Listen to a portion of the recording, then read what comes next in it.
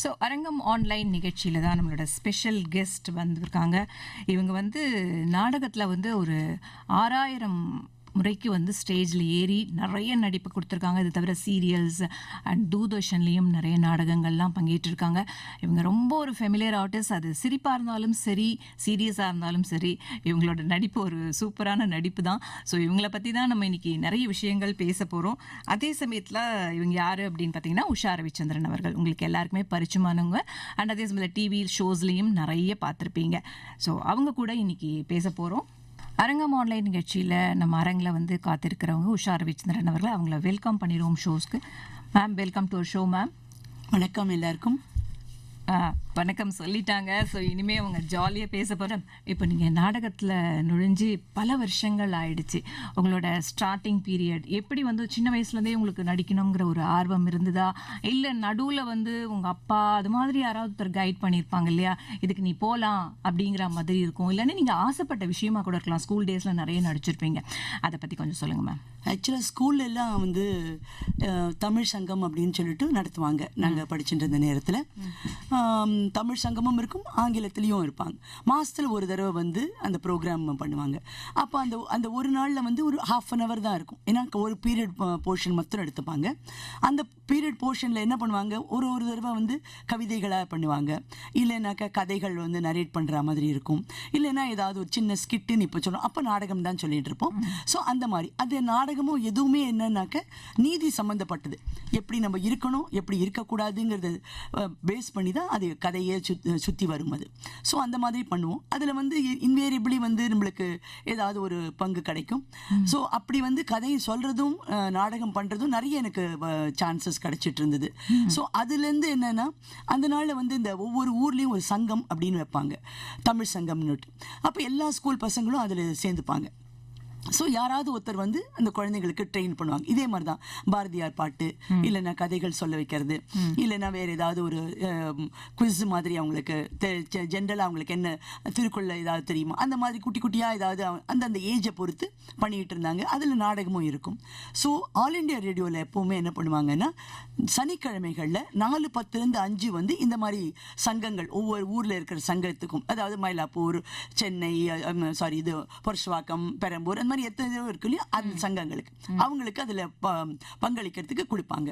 அதுல இருந்து கொஞ்சம் நல்லா பண்ற குழந்தைகளுக்கு ஆடிஷன் வேணா நீங்க பண்றீங்களா, அவங்களே என்கரேஜ் பண்ணுவாங்க. சோ நீங்க ஆல் இந்தியா ரேடியோலயும் ஆடிஷன் பாப்பா மலர்ல நான் வந்திருக்கேன். நான் டிராமாக்காக ஆடிஷன் பண்ணிருந்தேன். இல்ல, பாப்பா மலர்னு அப்ப அது கம்பைன்டு. இது அது என்னன்னா வாய்ஸ் வரைக்கும் குழந்தைகளால மைக்க பார்த்து பேச முடியறதா அப்படிங்கிறதுக்கு. நான் ஒரு 5-6 வயசு 5வது 6வது கிளாஸ் இருக்கும்போது அதுல நாங்க கலந்துட்டோம். ஸோ பாப்பா மலருக்கு ஆடிஷன் பண்ணிட்டு 2 to 3 Sundays தான் அது இருக்கும். அப்படி அவங்க ஆடிஷன் ஆனவங்களை கூப்பிடுவாங்க, எங்களை கதை சொல்லுவாங்க, ஏதாவது ஸ்கிரிப்ட் வச்சு எங்களுக்கு சொல்லி கொடுப்பாங்க எப்படி சொல்லணும், இல்லைன்னா நாடகம்னா எந்த மாதிரி பேசணும். ஸோ அப்படி நாடகங்கள்லாம் அதுல ரேடியோல பண்ண ஆரம்பிச்சோம். அதுல ஒரு வருஷத்துல எந்தெந்த நல்ல பாப்புலரா இருக்கிற ப்ரோக்ராம்ஸை கொஞ்சம் செலக்ட் பண்ணுவாங்க. ஸோ 3 hours நவம்பர் 14th ஸ்டேஜ்ல they will do the programme All India Radio. So இந்த குழந்தைகள் அத்தனை பேரும் நாங்க அதுல பார்ட்டிசிபேட் பண்ணுவோம். இதுல எத்தனாவது வயசு உங்களுக்கு? அப்ப எவ்வளவு? நான் ஒரு 6வது 7வது ஆமா அந்த டைம்ல. ஸோ அப்போல இருந்து இது ஆரம்பிச்சது. அப்பயே உங்களுக்கு அந்த ஜீன்ல அந்த ஓட ஆரம்பிச்சிச்சு நாடகத்தோட எதிர். ஏதோ அது பூர்வ ஜென்ம சுகிருத்தம் சொல்லுவாங்களே அந்த மாதிரி நினைக்கிறேன். சோ அந்த இதனால அப்படியே எடுத்தது. ஓகே. அதுக்கப்புறம் இங்க யூத் ப்ரோக்ராம், அப்புறம் கொஞ்சம் வயசுக்கு அப்புறம் நம்ம பாப்பா மலர் அதுல குழந்தைகள் ப்ரோக்ராம் முடியாது. அதுக்கப்புறம் யூத் ப்ரோக்ராம் இங்க அது ஆடிஷன் பண்ணிட்டு யூத் ப்ரோக்ராம்ல அதே போல கால் ஃபார் பண்ணுவாங்க. ஐ வாஸ் அதுல அந்த ப்ரோக்ராம்ல செஞ்சுட்டு இருந்தேன் நான். ஸோ காலேஜ் முடிச்சு ஃபைனல் இயர் முடிச்சு எக்ஸாம்ஸ் முடிச்சுட்டு கரெக்டா எனக்கு யூத் ப்ரோக்ராம்ல ஒரு ப்ரோக்ராம் ரெக்கார்டிங்க்கு வந்திருந்தது. முடிச்சுட்டு நான் செக் வாங்க வெயிட் பண்ணிட்டு இருந்தேன். அப்போ கூத்துபிரான் சார் அந்த பக்கமா அப்படி போனாரு. அவர் எனக்கு எப்படி தெரியும்னா, நாங்க சொன்னோம் இல்லையா, நாங்க ஸ்டேஜ்ல குழந்தைகள் எல்லாரையும் ப்ரோக்ராம்ஸ் பண்ண வைப்பாங்க நவம்பர் 14th. அப்போ ரேடியோ அண்ணா ஒருத்தர் அவர் ஒருத்தரால அத்தனை குரூப்பையும் ட்ரெயின் பண்ண முடியாது. அதனால இங்க இருக்கிற நிறைய ஸ்டாஃப் சில குரூப்பை அவங்க ட்ரெயின் பண்ணுவாங்க. அந்த விதத்துல 2 வருஷம் கூத்தபிரான் சார் தான் எங்களுக்கு ட்ரெயின் பண்ணாரு. ஸோ பயங்கர ஜாலியா நன்னா கூத்தடிப்போம். அவர் அவ்வளோ வயசு பெரியவர்ன்றதே எங்களுக்கு தெரியாது. இஷ்டத்துக்கு இஷ்டத்துக்கு நாங்கள் வந்து கலாட்டா பண்ணிட்டு இருப்போம். அவரும் எங்களுக்கு சரியா வந்து நல்ல சிரிச்சு ஜோக் அடிச்சு பேசி எங்களை வேலை வாங்குவார். ஸோ அந்த மாதிரி ரொம்ப நல்லா இருந்தது. அதனால எனக்கு அவர் பழக்கம். அவர்கிட்ட நான் கேட்டேன், இது மாதிரி எனக்கு அவர் வந்து நிறைய இப்போ மேடை நாடகங்கள் பண்ணிட்டு இருந்தார். அவரே தயாரிச்சு பண்ணிட்டு இருந்தாரு. இந்த மாதிரி இந்த இவர் ஜெய்சங்கர் அவங்களெல்லாம் வச்சு நாடகம் பண்ணிட்டு இருந்தார். ரேடியோவில் அந்த நாடகங்கள்லாம் நாங்கள் கேட்டிருக்கோம். ஸோ அது நல்ல ஸ்டாண்டர்டாக ரொம்ப அழகாகவும் இருக்கும். அதனால சும்மா கேஷுவலாக வந்து என்னம்மா அப்படின்னாரு. இல்லை சார், இது மாதிரி ஒரு ப்ரோக்ராம் ரெக்கார்டிங் வந்து என்ன பண்ணுறேன், நான் இப்போ தான் சார் டிகிரி முடிச்சிட்டேன் நான். சார் நீங்கள் ஏதோ ட்ராமாலாம் உங்களதெல்லாம் நான் கேட்டுருக்கேன் சார், ஏதாவது நல்ல இது இருந்தால் சொல்லுங்க அப்படின்னு சொல்லிட்டு என்னவோ கேட்கணும்னு தோணித்து சட்டுன்னு கேட்டுட்டேன் நான். ஸோ அப்போ வந்து அவர் வந்து கலாநிலையம்ங்கிற பேனரில் வந்து பூர்ணம் விஸ்வநாதன் சார் வந்து ட்ராமா எல்லாம் பண்ணிட்டு இருக்காங்க. இப்போ நம்ம வந்து பேசிட்டு இருந்தோம், நீங்கள் வந்து சொல்லிட்டு இருந்தீங்க பூர்ணம் விஸ்வநாதன் சார் கூட ட்ராமாவில் ஆக்ட் பண்ணதை பற்றி, அவங்களோட ஸ்டார்டிங் பாயிண்ட் அங்கேருந்து ஆரம்பிச்சதுன்னு சொல்லிட்டு அதை பற்றி சொல்லுங்கள் மேம். ஸோ கூத்துப்பிரான் சார் நேராக வந்து பூர்ணம் சார்கிட்ட இன்ட்ரடியூஸ் பண்ணார். அவங்க வந்து கலாநிலையம்ங்கிற பேனரில் மெரினாவோட நாடகங்கள்லாம் போட்டுட்டு இருந்தாங்க. கால்கட்டு அப்படிங்கிற ஒரு நாடகத்துக்காக ஒரு அண்ணி கேரக்டர், பெரிய அண்ணி, ஃபர்ஸ்ட் மருமக, அந்த கேரக்டருக்கு ஆள் வேண்டி இருந்தது. ஸோ ஆக்சுவலி நான் வந்து சின்னவோ, ஏன்னா அந்த ஏஜ் கேரக்டருக்கு. பட் ஸ்டில் வந்து அந்த நாளில் வந்து பெரிய மருமக சின்ன வயசுலேயே அவங்க கல்யாணம் பண்ணி கூட்டிகிட்டு வர வழக்கம் இருக்கும். ஸோ பார்க்கறதுக்கு ஒன்றும் தப்பாக தெரியாது, நல்லா இருக்கும் கேரக்டருக்கு அப்படின்னு சொல்லி செலக்டட் மீ. அதுக்கப்புறம் உங்களுக்கு கட்டு போட்டுட்டாங்க. நான் வந்து காலேஜ் முடிச்ச எனக்கே கால் கட்டு வந்தாச்சு அப்பவே. ஸோ அதுல வந்து அவர் அழகா சொல்லி கொடுப்பாரு. ஸோ எனக்கு வந்து ஃபவுண்டேஷன்ங்கிறது ரொம்ப அழகா வந்தது. ஏன்னா வந்து ஒரு நாடகத்துக்கு ஒரு நம்மளுக்கு எப்படி வந்து ஒரு அடிச்சுவடியிலேருந்து நம்மளுக்கு ஆரம்பிக்கணுங்கிறது வந்து எனக்கு ரொம்ப நல்ல குரு கிடைச்சாரு. ஸோ அவர் வந்து வார்த்தைகளை எப்படி உச்சரிக்கணும், அந்த வார்த்தைகள் உச்சரிக்கிறதுலேருந்து அந்த கேரக்டர் எப்படி நம்ம தெரிஞ்சுக்க முடியும், என்ன மாதிரி அவன் சென்டென்ஸ் சொல்றச்சே இது இந்த மாதிரி கேரக்டர், இந்த மாதிரி தோரணை அவருக்கு இருக்கு, இந்த மாதிரி சிந்தனை இருக்குங்கிறத அந்த அளவுக்கு வந்து ஹி வில் அனலைஸ். அப்படி வந்து அந்த கருவை வந்து அவ்வளோ நன்னா ஏற்றி கொடுத்துருவார். அதே மாதிரி யாராவது கொஞ்சம் படப்படன்னு பேச போனார்னா உடனே வந்து அம்மா கொஞ்சம் பாக்கெட்ல வந்து கமா எல்லாம் வச்சுக்கோங்க, அங்கங்க போடுங்க தெளிங்கோ அப்படின்னு சொல்லி எங்க பாஸ் கொடுத்தாதான் வந்து நம்ம நேர பேசுறதுங்கிறது ஒண்ணு. மேடையில பேசும்போது மைக்ல இருந்து ஆடியன்ஸுக்கு போகும்போது சில இடங்கள்ல நம்ம நிறுத்தினாதான் அவங்களுக்கு அதை ரீச் பண்ற டைமிங் சரியா இருக்கும். ஸோ அதெல்லாம் வந்து ஒரு பிகினரா இருக்க நம்மளுக்கு வந்து ரொம்ப தெளிவா சொல்லி கொடுப்பார். பிகினிங்ல வந்து ஒரு நல்ல ஃபவுண்டேஷன் போட்டுட்டீங்க, கிடைச்சிடுது. அண்ட் இன்னொன்னு எனக்கு ஒவ்வொரு ஸ்டேஜ்லயுமே எனக்கு கிடைச்ச எல்லாருமே வந்து அவ்வளோ அழகான குருன்னு தான் சொல்லணும். இப்ப பாத்தீங்கன்னா வந்து நான் வந்து டிவி வரதராஜன் சார் குரூப்ல நடிச்சிருக்கேன். அதுக்கு முன்னால ஒய்ஜி மகேந்திரன் சார் இதுல பண்ணியிருக்கேன். அதுக்கு முன்னாடி வந்து நான் கிரேசி மோகன் சார் இதுல பண்ணியிருக்கேன். அப்புறம் வந்து அது ரொம்ப முன்னாடி வந்து மேஜர் சுந்தரராஜன் சார்லாம் டிராமா போட்டு இருந்தப்போ திடீர்னு ஒரு எமர்ஜென்சி ஒரு ஆர்டிஸ்ட் வந்து திடீர்னு தவறிட்டாங்க. அந்த டைம் வந்து ஒரு 3 months அவங்கள்ட்ட கண்டினியூஸ் டேட்ஸ் இருந்தது. ஸோ வீரராகவன் சாருக்கு நான் ஒய்ஃபா பண்ணினேன். So matter of almost 30 years age difference இருந்தா கூட, பட் அஃப்கோர்ஸ் இந்த நேரம் இதெல்லாம் போட்டு குரல்ல கொஞ்சம் ஒரு இதெல்லாம். ஸோ எவ்ரிவேர் வந்து நம்மளுக்கு வந்து நீங்க திடீர்னு சொன்னீங்க இல்லையா, ஸோ திடீர்னு ஒரு ஆர்டிஸ்ட வந்து இப்ப வேற ஒரு விஷயம்னா பண்ணிடலாம், இது வந்து டிராமால இருக்க டைலாக்ஸ்லாம் நீங்க ரெடியா இருக்கணும் இல்லையா, அதெல்லாம் என்ன பண்ணுவாங்க? ஸோ மேட்டர் ஆஃப் 2 daysல வந்து அந்த ஸ்கிரிப்ட் கொடுத்து நம்மளுக்கு வந்து கொஞ்சம் படிக்க சொல்லுவாங்க. Because my foundation was so good, எனக்கு வந்து அதை டக்குன்னு அந்த படிக்கும் போதே அந்த கேரக்டர் என்ன மாதிரி ஃபார்ம் ஆகும் அப்படிங்கறத வந்து புரிய முடியும். ஸோ ஒரு 2 days டைம்ல வந்து நான் அந்த லைன்ஸ் எல்லாம் படிச்சுட்டு தென் யார் அந்த மெயின் டைரக்டர் பண்றாங்களோ அவங்களோட வந்து ஒரு 2-3 தடவை சொல்லி பார்த்துப்போம். ஏதாவது small corrections and other things அவங்க சொல்லுவாங்க. எனக்கு இந்த மாதிரி ஒரு எமர்ஜென்சியில வந்து நாடகத்துல நிறைய தடவை பண்ண முடியாச்சு. இன்ஃபேக்ட் நான் வந்து ஒய்ஜி மகேந்திரன் சாரோட குரூப்ல போனதும் அதே மாதிரி ஒரு அனுபவம் தான். ஸோ அவர் தான் இனாகிரேஷனுக்கு என்ன கூப்பிட்டு இருந்தாரு லைட்ஸ் ஆன் அப்படிங்கிற நாடகத்துக்கு. அழகா போய் ஜாமுன்னு என்ஜாய் பண்ணிட்டு வந்தோம். அன்னைக்கு நைட்டே ஃபோன் வருது, செகண்ட் ஷோக்கே வந்து ஆர்டிஸ்ட் இல்ல, அந்த மெயினா பண்ண அந்த பொண்ணு வந்து ஃப்ரம் டிவி வந்து நாடகம் முதல் தரம் பண்ணா, அவளுக்கு அது மாதிரி ஐடியா இல்லை. மேடை நாடகம்னா பல தடவை வந்து ஷோஸ் போடுவோம் அப்படிங்கிற எண்ணம் இல்லாதனால ஐயோ எனக்கு சீரியல் ஷூட்டிங் இருக்குன்னு ஃபர்ஸ்ட் டே இனாகிரேஷன் முடிஞ்சதும் she has told. So second day Saturday and Sunday இருக்கு ஷோஸ். ஸோ சாட்டர்டே மார்னிங் எனக்கு வைஜி மகேந்திரன் சார் ஃபோன் பண்ணார். பண்ணிட்டு இது மாதிரி நான் அப்போ வந்து நாங்கள் வந்து ஃபிலிப்ஸ் டாப் 10 ஸோ நாங்கள் வந்து ரெகுலராக வந்து டாப் சாங்ஸ் பண்ணுறது. ஸோ அது இன்வேரியபிளி சாட்டர்டே தான் நாங்கள் ஷூட் பண்ணுவோம். அண்ட் நான் வந்து பேங்க்ல ஒர்க் பண்ணிட்டு இருந்தேன், இந்தியன் பேங்க்ல. ஸோ என்ன பண்ணுவார், பேங்க்ல ஒர்க் பண்ணிட்டு சைமல்டேனியஸா இதுவும் பண்ணிட்டு இருந்தேன் நான். ஸோ இதுக்கெல்லாம் எப்படி டைம் ஒதுக்கினீங்க? அதாவது ரொம்ப கஷ்டமான விஷயம் இல்லையா பேலன்ஸ் பண்றதுங்கிறது. அங்க காலையில இருந்து உட்காந்துட்டு இருப்போம் பேங்க்ல, சாயங்காலம் வந்து நடிப்புங்கிறது ஒரு இதுக்கு வரணும். So you are very tight with so many things. ஏன்னா வந்து என்ன ஆகும்னா, இப்போ மேடை நாடகம் எப்பவுமே வந்து முதல்ல ஒரு ரிஹர்சல்ஸ் வந்து ஒரு 25-30 டேஸ்க்கு மேல பண்ணுவோம். அதுக்கப்புறம் ஒன்ஸ் ஸ்டேஜ் இனாகிரேஷன் ஆச்சுன்னா வெறும் ஷோஸ் தான். ஸோ அந்த 30 டேஸ்ல வில் பி பக்கா with all the nook and corner of the play.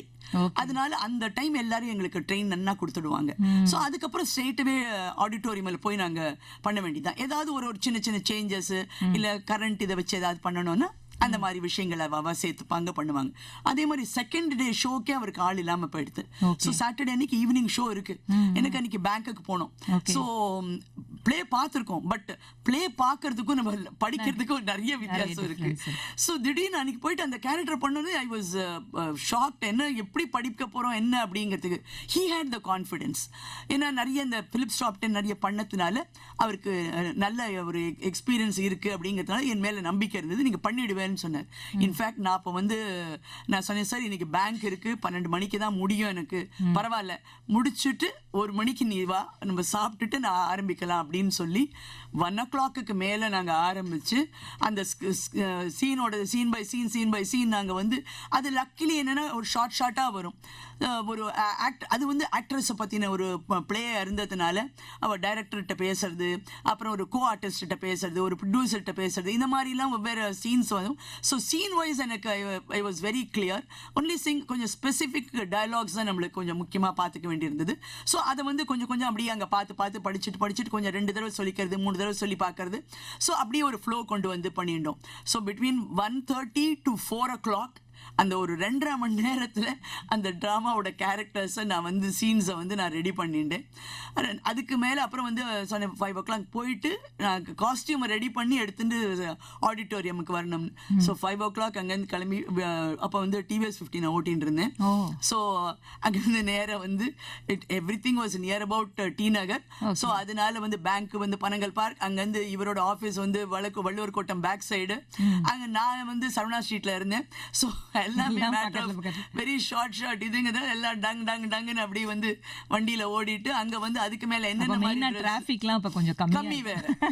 So கொஞ்சம் டிசிப்ளின்டு டிராபிக்னு கூட சொல்லணும், இஷ்டத்துக்கு வரமாட்டாங்க எல்லாரும். சோ அதனால வந்து கொஞ்சம் கம்ஃபர்டபுளா போக முடிஞ்சது. அதுக்கு மேல அந்த சீனுக்கு என்ன போட்டுக்கலாம், ஹேர் ட்ரெஸ் என்ன பண்ணிக்கலாம், எப்படி ஜுவல் போகணும், எல்லாம் வந்து within matter of half an hour I have to decide. because 5:30 5:40 கிளம்பினா ஏன்னா வந்து வைஜி மகேந்திரன் சாருக்கெல்லாம் வந்து பிஃபோர் 6 அங்க வந்து அசெம்பிள் ஆகி மேக்கப் பண்ணி ஒரு 6:15 6:20 everybody should be ready. ஏன்னா அந்த டென்ஷன் இருக்கக்கூடாது அப்படின்றதுல he'll be very particular. So இதுக்கு நேர ஆப்போசிட் கிரேசி ட்ரூப், அவங்க படு கேஷுவல்.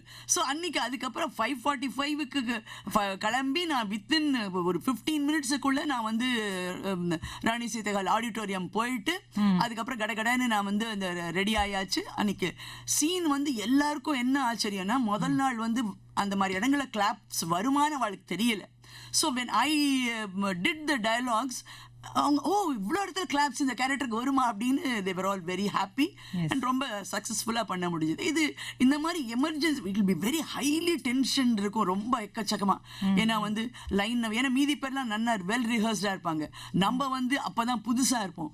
ஸோ என்னடா இதுன்னு ஓப்பனிங் பேட்ஸ்மேன் மாதிரி நம்ம போவோம், அவங்க எல்லாம் வந்து எக்ஸ்பீரியன்ஸ் பேட்ஸ்மேன் மாதிரி டப்புன்னு அடிக்கிறவங்களா இருப்பாங்க.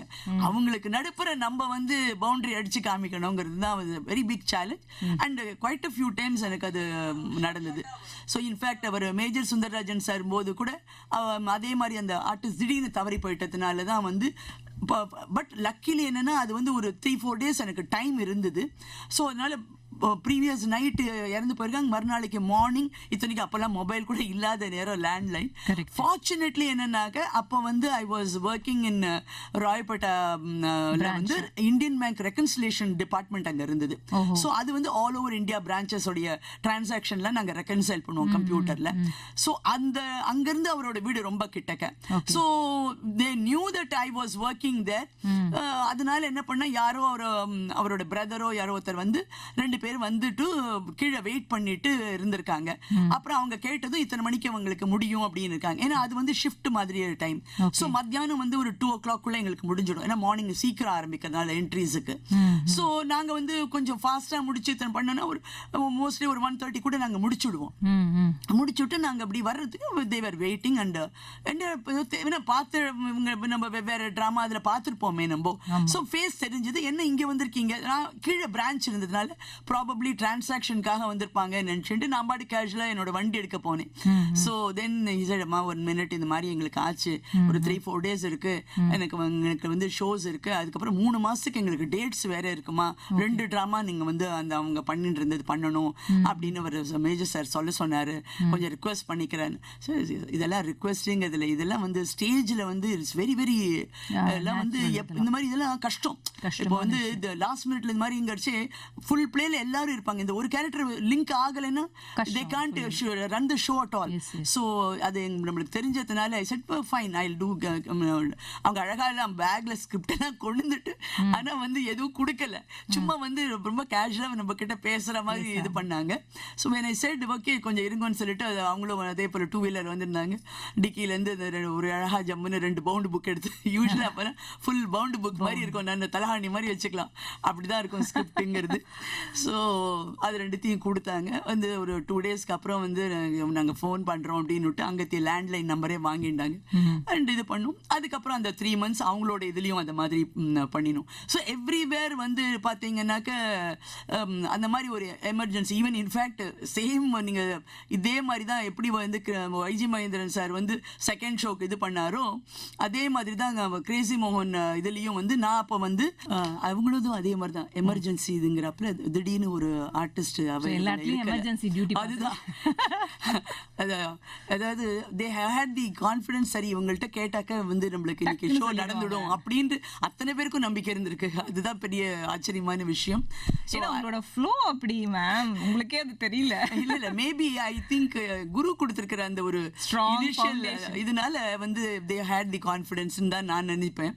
ஸோ அவங்க ஆக்சுவலி பாவம் வந்து என்ன இருக்கு, அன்னைக்கு வந்து ஈவினிங் ஷோ காஸ்மோபாலிட்டன் கிளப்ல மீசியானாலும் மனைவி ஆர்டிஸ்ட் அன்னைக்கு மைத்திலி கேரக்டர் பண்றவங்க, அவங்களுக்கு ஏதோ ஸ்டக் சம்பேர், ஸோ முடியலன்னு சொல்லிட்டு இவர் பாவம் வந்து பாலாஜினாலும் ஆமா அவ வந்து ஒரு 2-3 இவங்களுக்கு வந்து கேட்கலாம் அப்படின்னு சொல்லிட்டுன்னு ஸோ எங்க வீட்டுக்கு வந்திருக்காரு. ஆக்சுவலி என்னன்னா அன்னைக்கு வந்து எனக்கு ஒரு ஷூட்டிங் இருந்தது. ஸோ நான் வந்து என்னன்னா எங்க பேங்க்ல வந்து அப்போ ஈவினிங் ஷிஃப்ட் ஒன்று இருந்தது டி நகர் பிரான்ச்ல. ஸோ எப்பாவது ஒரு எமர்ஜென்சினா நாங்கள் ஷிஃப்ட் பண்ணிக்கலாம். நான் ரெகுலர் ஹவர்ஸ்ல மார்னிங் தான் போயிட்டு இருந்தேன். ஈவினிங் ஷிஃப்ட் இருந்ததா?